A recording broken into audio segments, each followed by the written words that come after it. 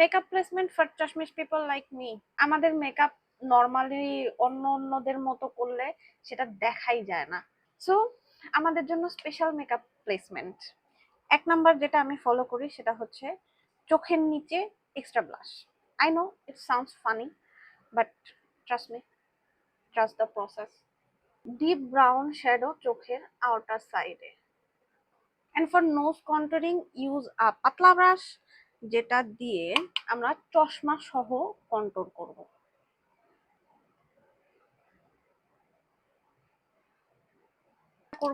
সেটা হচ্ছে চশমা আমাদের এই যে নাকে যেখানে বসে ধরে কান, সেখানে আমরা পাউডার দিয়ে সেট করে নিব।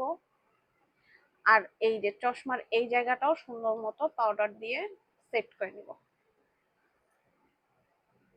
দ্যাটস ইট, হয়ে গেছে। এখন আই মেকআপও হালকা পাতলা ভালোই বোঝা যায়, আর এই লাইটের কারণে দেখাইতে পারতেছি না। রিফ্লেকশন বাবা, রিফ্লেকশন কেমনে একটু কম হবে, দেখা যাইতেছে আমি দেখাইতে পারতেছি না। এনিওয়ে দিস আই লুক, তাও দেখা যায়। যাই হোক, এমনি আই মেকআপ করলে বোঝা যায় যে চোখে কিছু দিছি।